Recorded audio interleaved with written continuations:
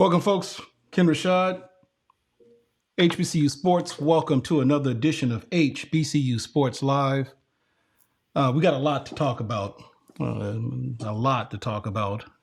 we've got even a special panel to go over a number of those items. One in particular related to Tennessee State and comments made by Eddie George.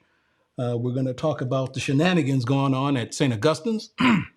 And we're going to also recap week seven that was in HBCU sports, HBCU football.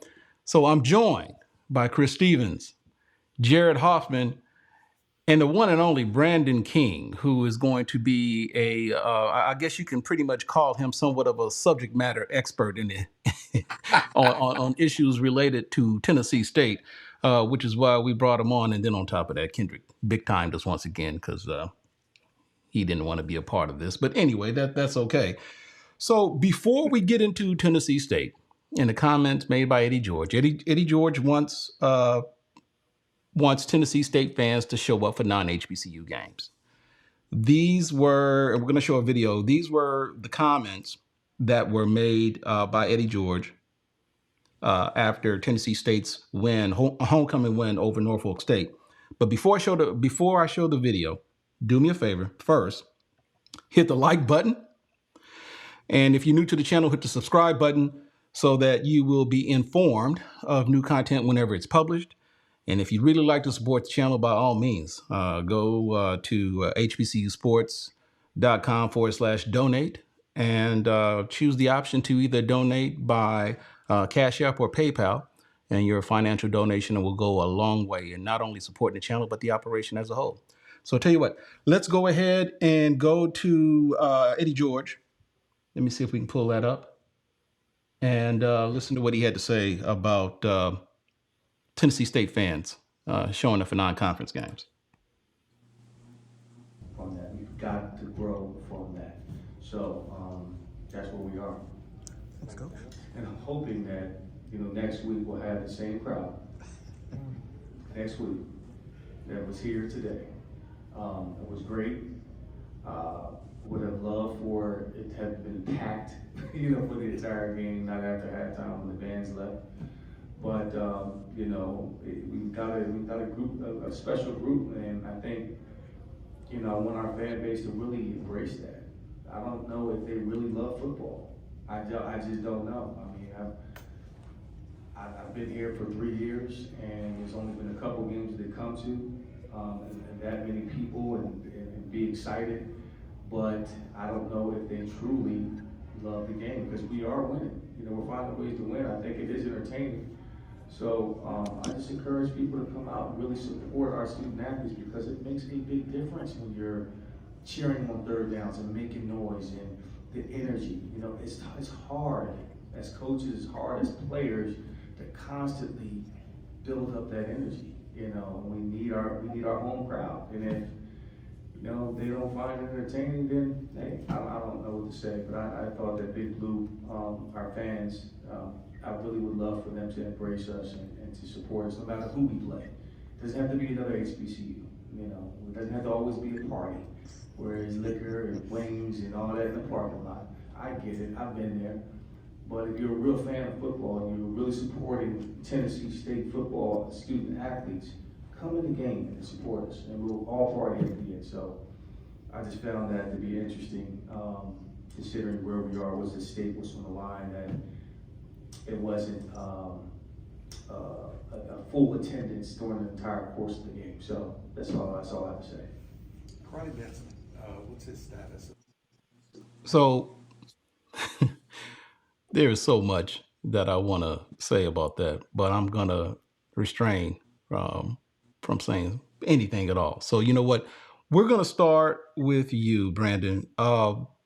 Brandon attended Tennessee State, just for for those of you who don't know, and it does a heck of a job in keeping us updated on all things Tennessee State and making sure that they stay in the limelight with respect to reporting the events that go on there. Brandon, what do you take away from Eddie George and his request for Tennessee State fans to not only show up for homecoming, but for non-HBCU games in general? Well, I'll say first of all, this is not even the first time that he's even kind of broached this topic before. Um, he's spoken on this previously in terms of the fan turnout at ball games. Um, Really, in a sense, you're kind of fighting an uphill battle, um, just because of one. Well, we play in the OVC Big South, and the issue is that the vast majority of teams that Tennessee State plays, your fan base doesn't have a vested interest in, win, lose, or whatever the case may be. So already you're dealing with apathy or kind of indifference in terms of the games, because when the schedule comes out, and I'm speaking from personal experience on this. When the schedule comes out, you scan through, you see, and I'm going to date myself a little on this one. When we were in school, you look up, you say, okay, who are we playing for the John Merritt? We know we got FAMU in the Atlanta Classic.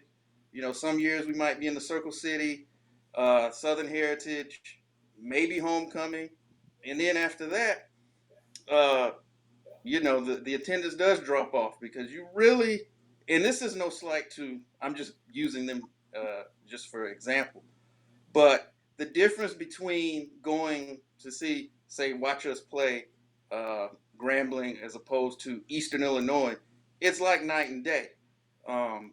People, the fan base is they don't get charged up to see that, even if we're winning.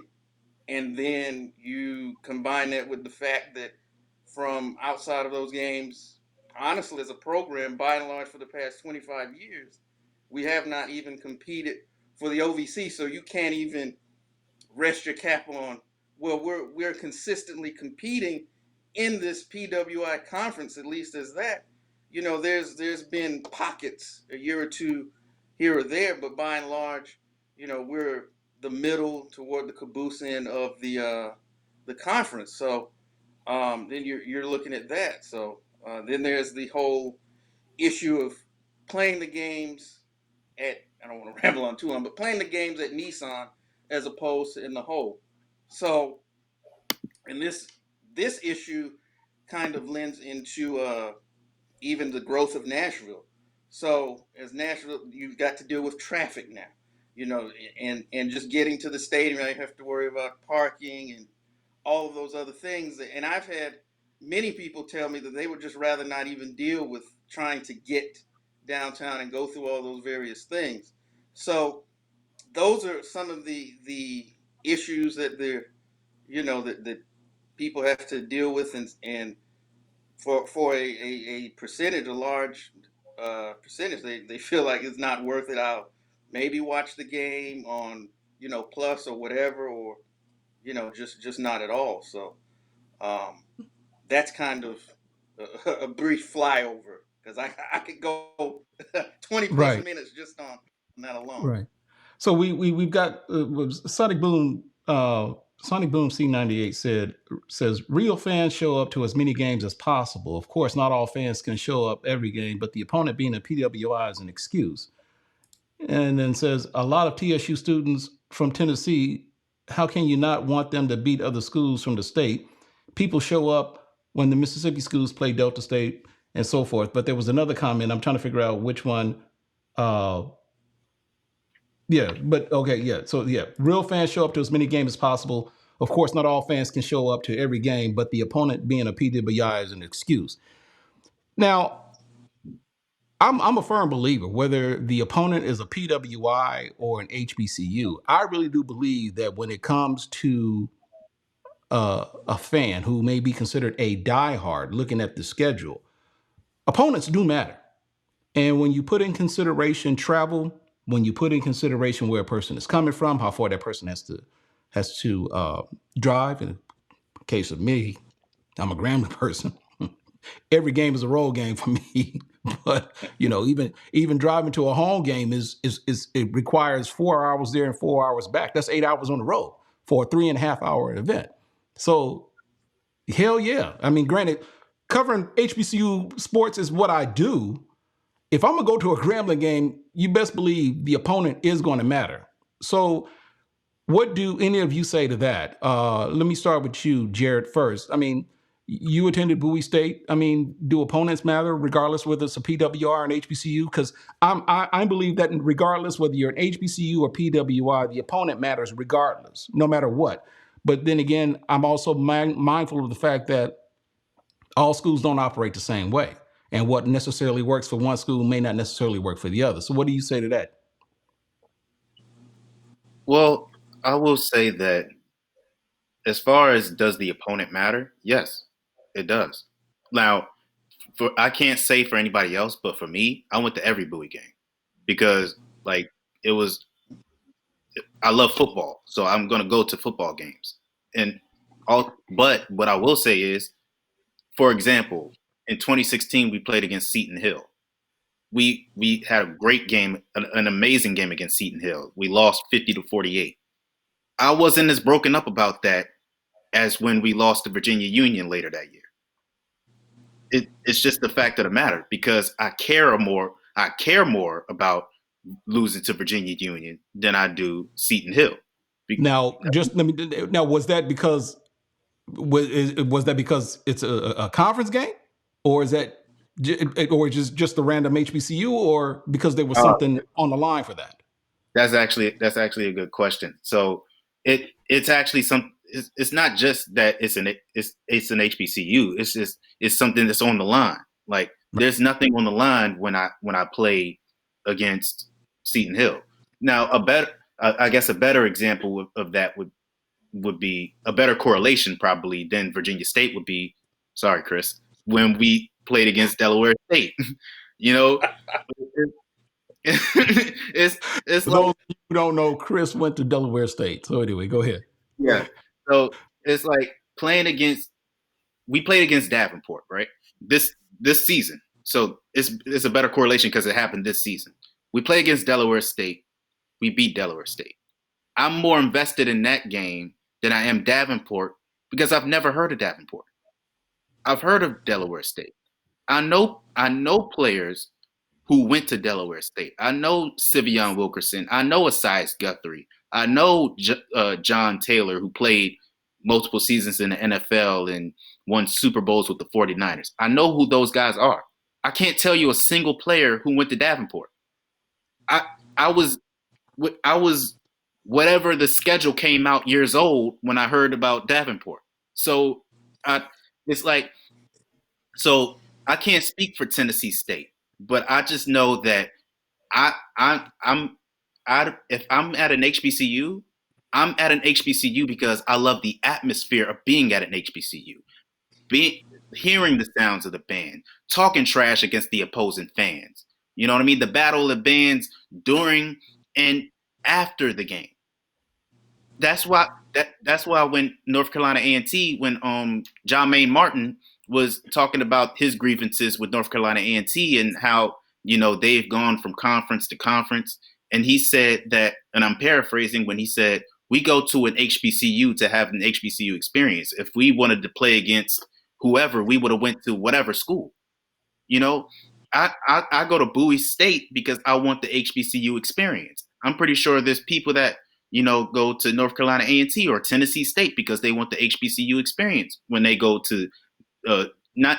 I mean, obviously, the education is what's more important. But when we're talking about football, we want everything that comes with going to those kind of football games. So to answer your question, yes, the opponent matters. I want to. I have more of a vested interest when we're playing against HBCUs because it's all about bragging rights at the end of the day. We love talking trash and having those friendly competitions and, having the bragging rights over our friends who go to other schools. I don't know.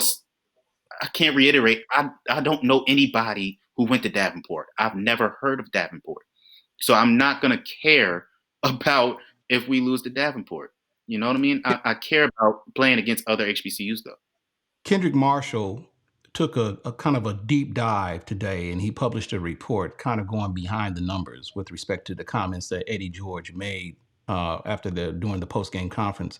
and obviously we're asking a question. We're having a discussion. Eddie George wants Tennessee State fans to show up for non-HBCU games, but Kendrick asked the question, but is that what Tennessee State fans want? In which he indicated in his reporting, he indicates despite finishing 3-7 in 2022, Tennessee State ranked second in FCS attendance behind Jackson State, averaging 28,370 fans.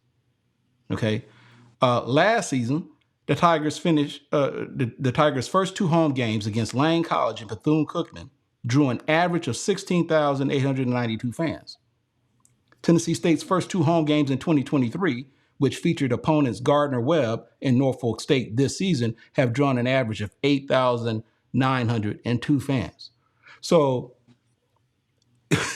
and then basically Kendrick basically went so far as to say that there is a balancing act here, because in my conversations with Tennessee State athletic director, I interviewed him a couple of years ago.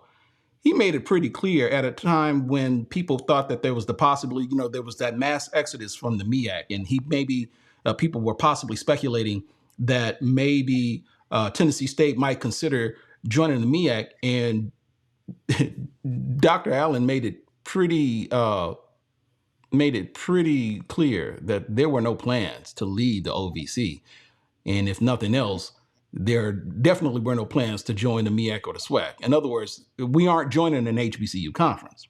So, and then of course we've got hockey and all the other things that are going on. So, Chris, what do you make of those numbers? And based upon your personal experience, what do you think? I mean, the numbers indicate that the Tennessee State fans actually want to see HBCU teams. And it's not necessarily to me that they're against Tennessee State. It's just that they want to see a different type of opponent. Your thoughts? I can tell you from personal experience that when I covered, before I joined you guys this year, I covered the Delaware State football for the local newspaper, the Wilmington News Journal. The Hornets had home games against Merrimack of the Northeastern Conference and OVC Big South member Robert Morris. I promise you there were probably more people in the local Walmart at the crack of dawn than at those two games combined. Nobody cares. Nobody in Delaware cares about playing a PWI outside of the University of Delaware, which is interesting because the series, it's not a series. We've never beaten UD. We probably won't beat UD as long as I'm alive, but we are scheduled to play them at least another 5 times through 2030. But that's a game that people want to see. And for the first time next year, UD is going to be coming to Delaware State. So that is going to be something of a history-making event. As far as HBCUs go, the Delaware State football apathy, it speaks for itself. Like Bowie showed up and showed out Labor Day weekend. Like they had more fans than we did. And I guess it really just depends on the success of your program, because Eddie George does bring up a good point that if your team is good, no matter who they're playing, you got to go see them.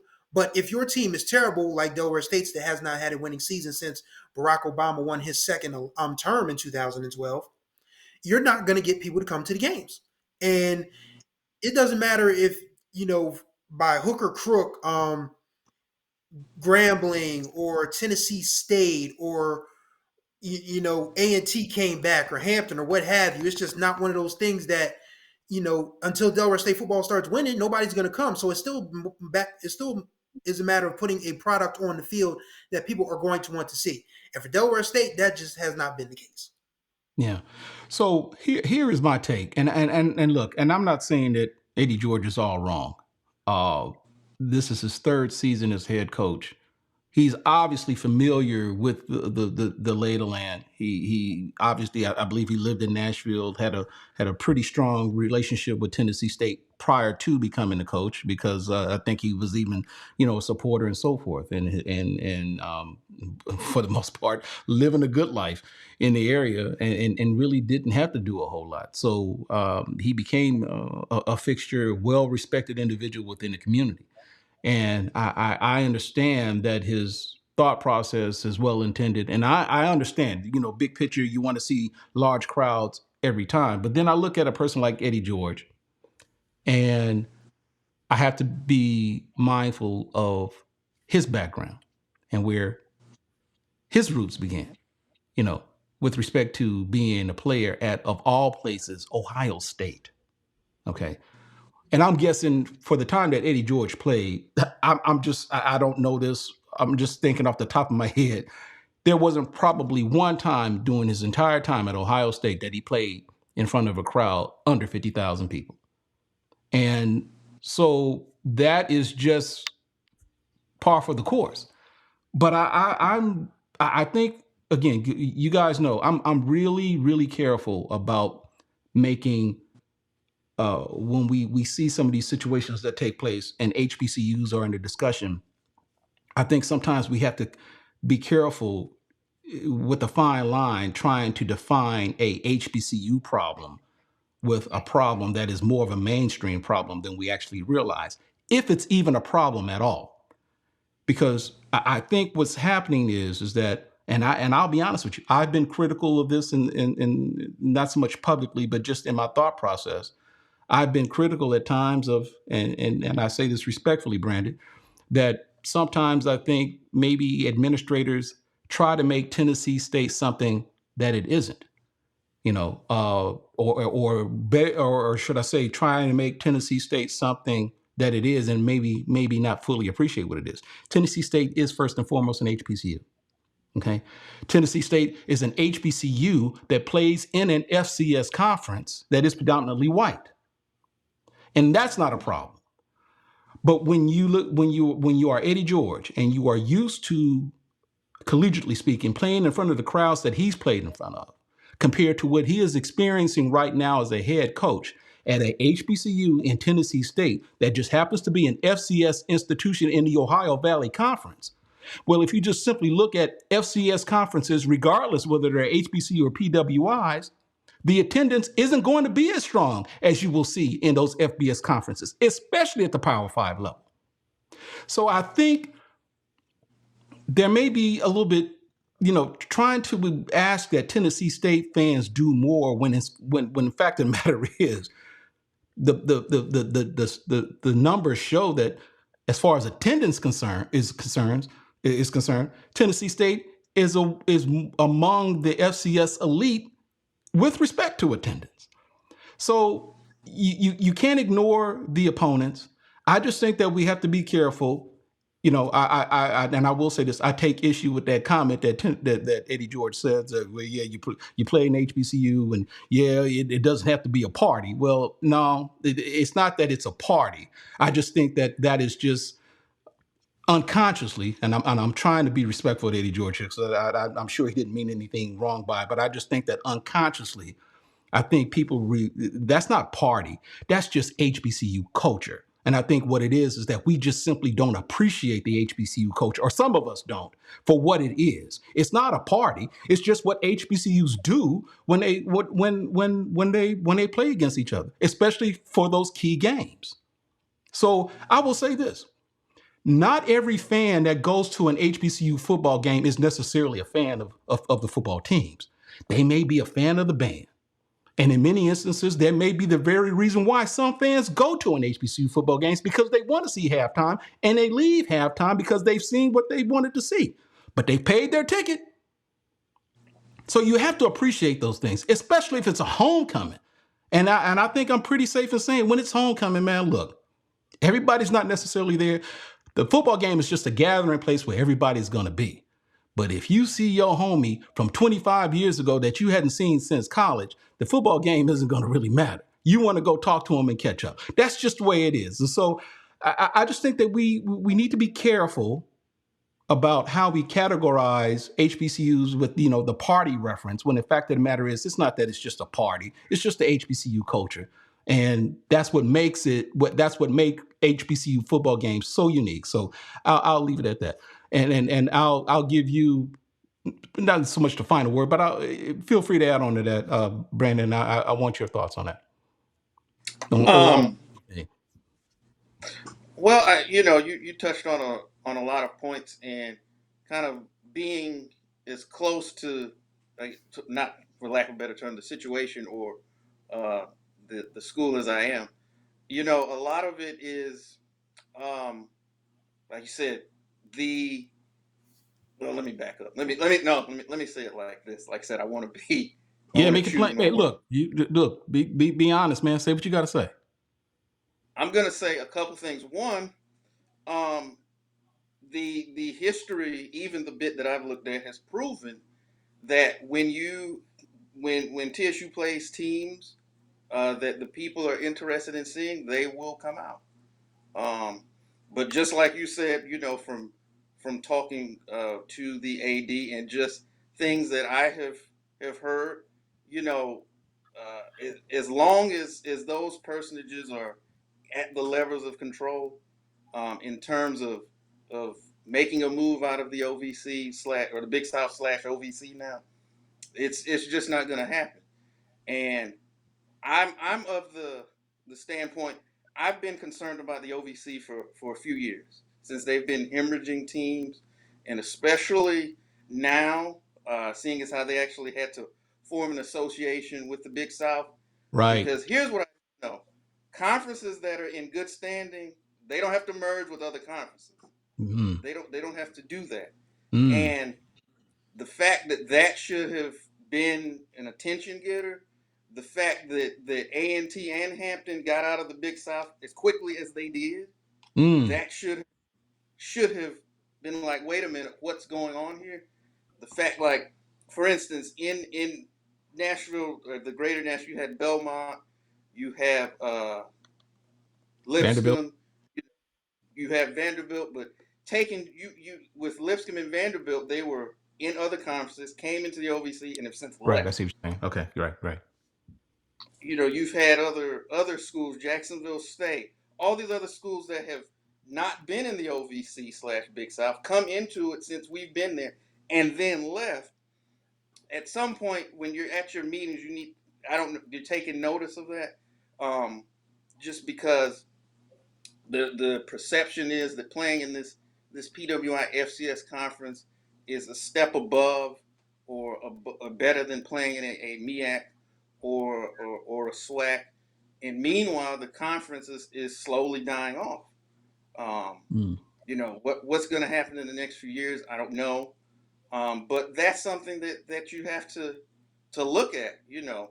I don't know if those conversations are being had, but if they're not, then somebody's not on their job.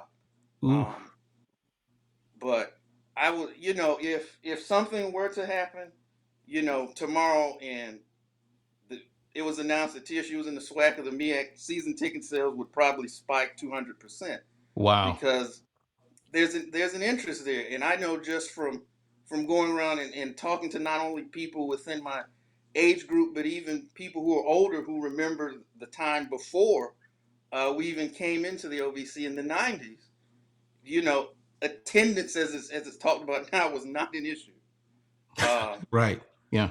you had a schedule, one that was chock full of teams that people wanted to see, that people had an interest in, but then you combine that with the fact that we were winning.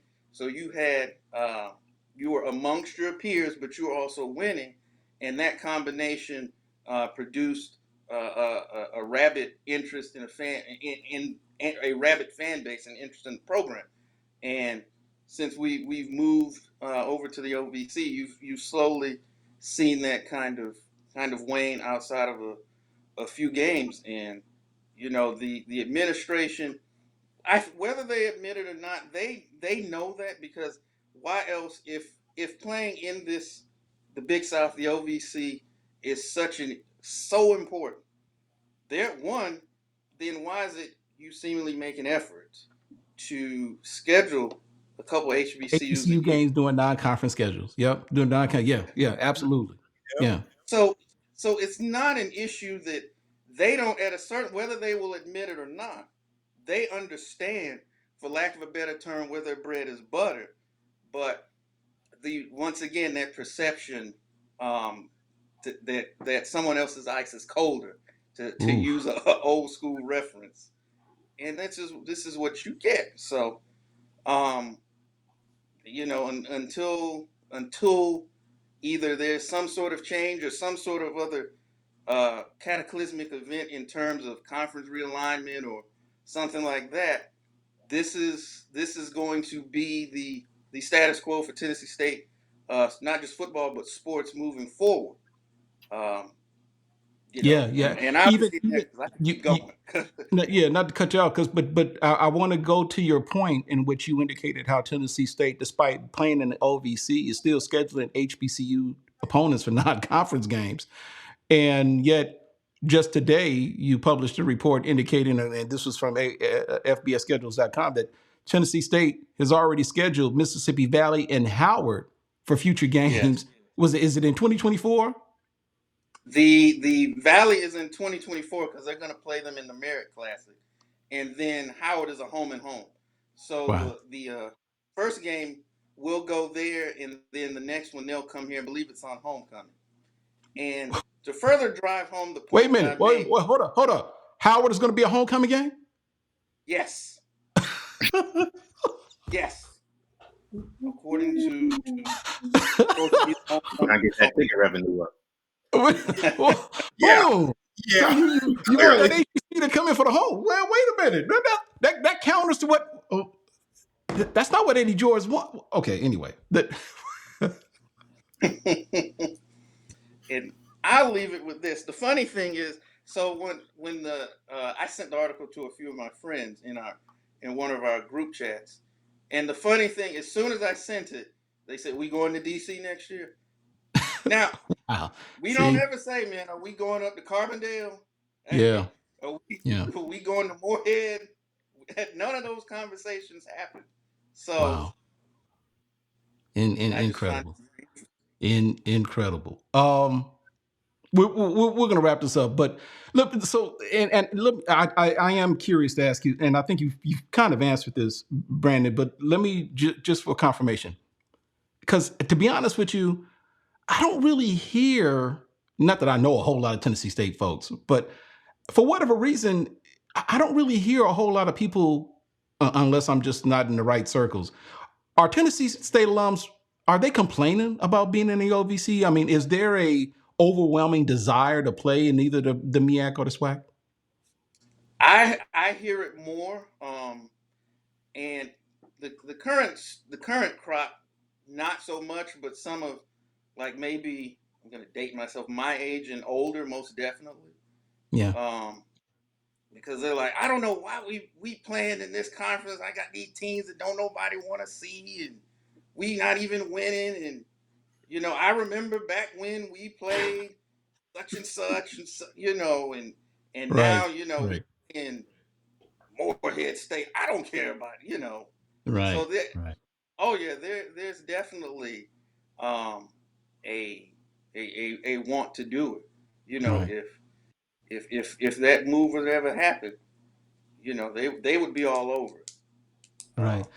I'll So say this: so I think stylistically, I know geographically because, and then I'll land my plane. I know they've said geographically because that was one of the reasons they said they wanted to stay in the OVC was because you could drive to most of your opponents if you're a fan. A lot of the places within a couple hours, either Cookeville or right. Right. Moorhead or wherever. So obviously, if you were looking at joining, the SWAC would make a more sense from a geographical perspective. But I'll say in terms of how they actually play from a stylistically standpoint, I think TSU plays more like a MEAC team than Mm-hmm. they do a SWAC team. But yeah, Right. that's just an observation I made, and I'll land my plane. Well, look, like you said, we could talk on that subject all night, but we don't have all night. So, but I appreciate the input.